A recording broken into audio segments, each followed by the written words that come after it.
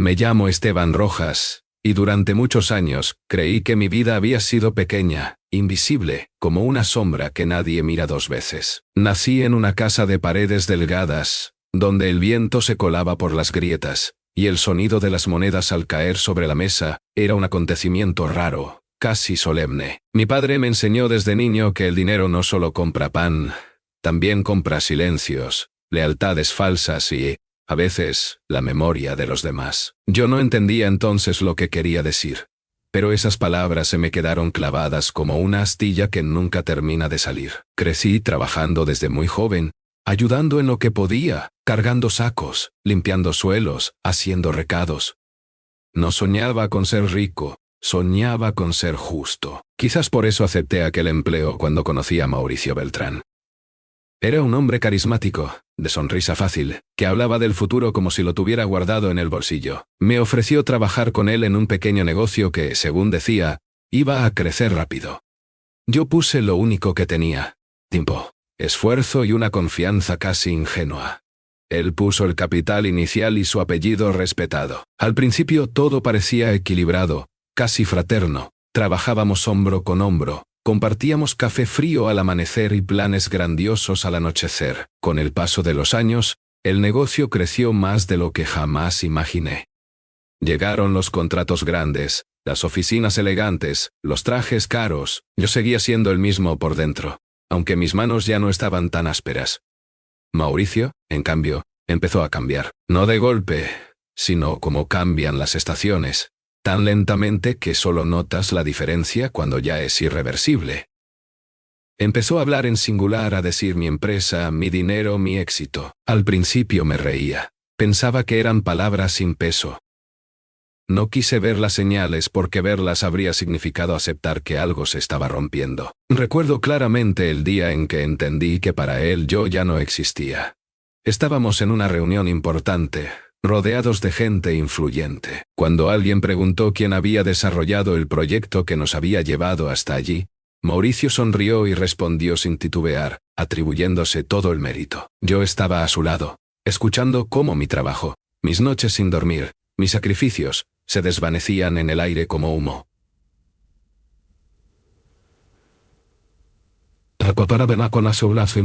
No me sentí una mezcla de rabia y tristeza, pero no dije nada. El silencio, pensé, era una forma de dignidad.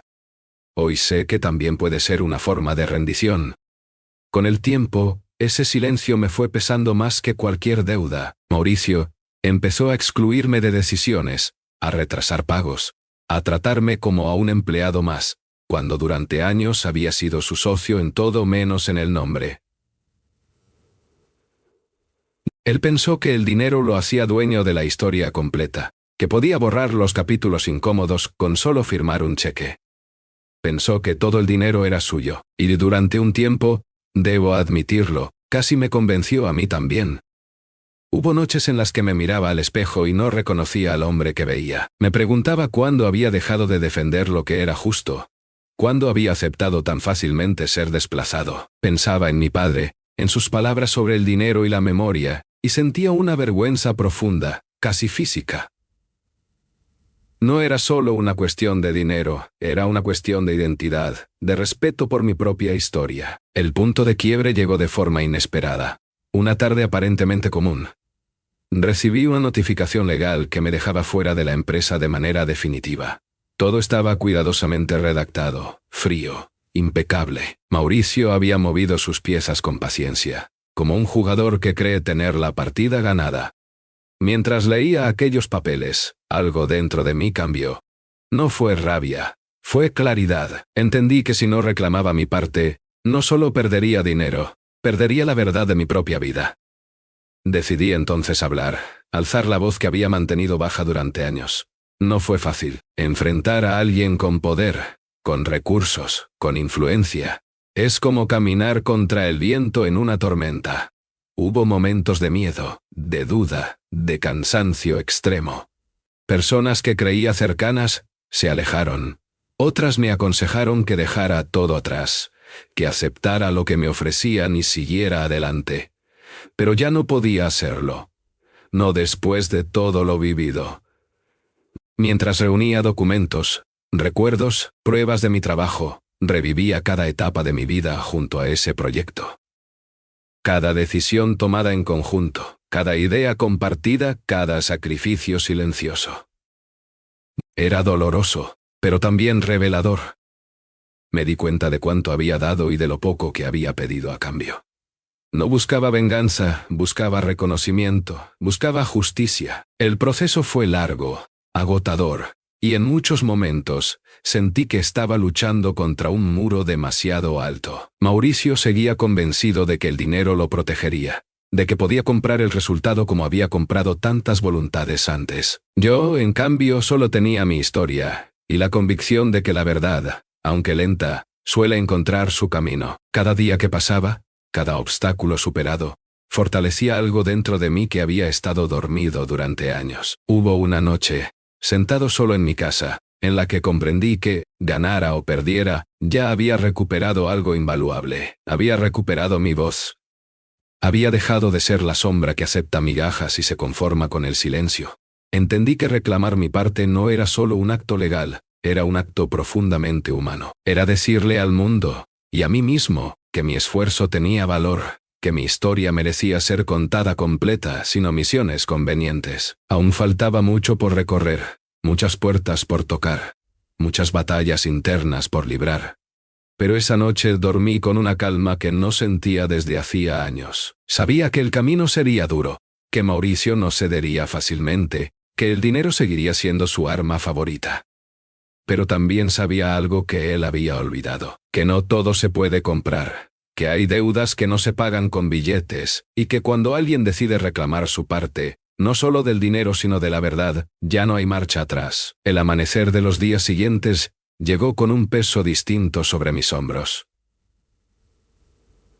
Ya no era solo el cansancio habitual, era la conciencia de estar caminando hacia un conflicto inevitable. Cada paso que daba, sentía que me alejaba del hombre dócil que había sido y me acercaba a alguien que apenas estaba aprendiendo a ser. Mauricio seguía apareciendo en mi mente como una sombra elegante, seguro de sí mismo, convencido de que yo terminaría cansándome. Él siempre había apostado a eso, a que mi paciencia sería infinita y mi dignidad negociable.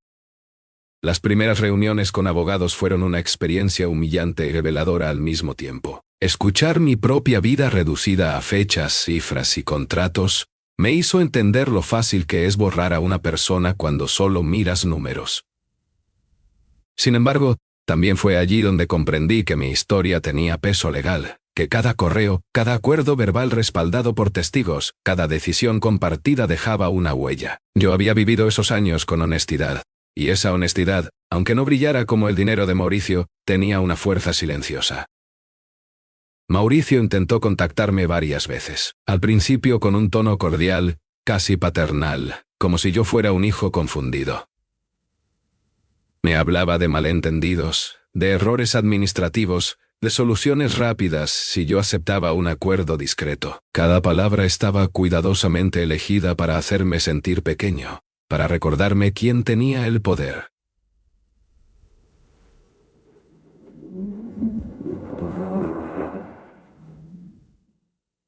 Yo escuchaba, respiraba hondo, y recordaba por qué había empezado todo aquello.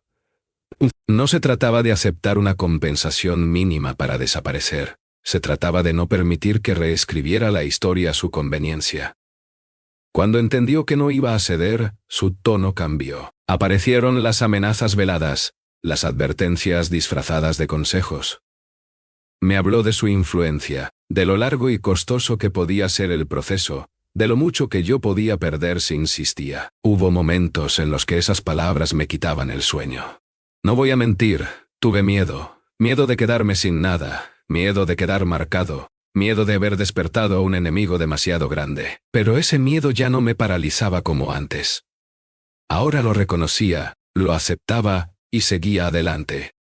Mientras tanto, mi vida personal también empezó a cambiar. Personas que no veían en mí más que un socio secundario, comenzaron a escucharme de otra manera. Amigos antiguos reaparecieron, otros se fueron sin decir nada. Aprendí que los conflictos sacan a la luz verdades incómodas sobre quienes nos rodean. Aprendí a estar solo sin sentirme vacío, a caminar sin la aprobación constante de otros. Cada día era una lección de resistencia silenciosa. El proceso legal avanzaba lentamente, como todo lo que implica enfrentar a alguien con recursos casi ilimitados. Cada documento presentado era contestado con otro más complejo. Cada paso adelante parecía acompañado de dos hacia atrás. Mauricio seguía comportándose como si el desenlace estuviera decidido de antemano. En reuniones sociales, en entrevistas, continuaba presentándose como el único artífice del éxito. Yo escuchaba esos relatos distorsionados y sentía una mezcla extraña de ira y compasión. Era evidente que necesitaba creer en esa versión para sostener su mundo. Hubo un día en particular que quedó grabado en mi memoria. Fue durante una audiencia clave, cuando uno de los jueces pidió que se detallara el origen real de ciertas decisiones estratégicas que habían impulsado el crecimiento de la empresa. Escuché mi nombre pronunciado en voz alta, asociado a ideas que yo había propuesto años atrás y que ahora aparecían documentadas. Por primera vez en mucho tiempo sentí que el aire en la sala cambiaba. No era una victoria, pero sí una grieta en la armadura de Mauricio. Esa noche caminé sin rumbo por la ciudad. Miraba a la gente, a los vendedores ambulantes, a los trabajadores regresando a casa, y pensaba en lo fácil que es olvidar quiénes somos cuando el dinero entra en juego. Pensaba en cuántas historias como la mía quedaban enterradas bajo contratos injustos y silencios forzados. Me di cuenta de que de alguna manera ya no luchaba solo por mí. Luchaba por el joven que fui, por la promesa que me hice de no convertirme en alguien vacío, por todos los que alguna vez creyeron que no tenían derecho a reclamar. Mauricio empezó a mostrarse impaciente. Su confianza inicial se transformó en irritación. Cometió errores que antes no habría cometido. Subestimó detalles, reaccionó con soberbia en momentos en los que habría necesitado prudencia. El dinero le había dado muchas cosas, pero también le había robado la capacidad de escuchar. Yo observaba esos cambios con una calma que me sorprendía. Ya no necesitaba demostrar nada, solo sostener la verdad el tiempo suficiente. Hubo intentos de desacreditarme, rumores que circulaban sobre mi supuesta ingratitud, sobre ambiciones ocultas que nunca tuve. Al principio dolía escuchar esas versiones, sentir cómo se deformaba mi imagen ante personas que no conocían mi historia. Con el tiempo, aprendí a soltar esa necesidad de ser entendido por todos. Comprendí que la verdad no siempre convence de inmediato, pero deja marcas profundas, incluso en quienes la rechazan. Cada obstáculo superado fortalecía mi determinación. Ya no me veía como una víctima, sino como alguien que había decidido hacerse responsable de su propio valor. Entendí que reclamar mi parte no era arrebatar nada a nadie, era recuperar lo que siempre había sido mío. El dinero, al final, era solo una representación tangible de algo mucho más grande. Reconocimiento, respeto, memoria. A veces, en medio del cansancio, me preguntaba qué habría pasado si hubiera callado, si hubiera aceptado el trato fácil y seguido adelante. La respuesta siempre era la misma, una sensación amarga de vacío. Ese camino habría sido más cómodo, pero me habría acompañado una sombra constante. Ahora, aunque el camino fuera incierto, caminaba con la espalda recta. El conflicto aún no había terminado. Lo sabía. Mauricio seguía creyendo que podía ganar, que al final todo volvería a su cauce habitual. Yo, en cambio, ya no pensaba en ganar o perder de la forma tradicional. Pensaba en llegar hasta el final sin traicionarme, en sostener mi historia sin rebajarla. Porque cuando alguien piensa que todo el dinero es suyo, suele olvidar que hay cosas que no se heredan ni se compran. Y yo estaba dispuesto a recordárselo, paso a paso, hasta las últimas consecuencias.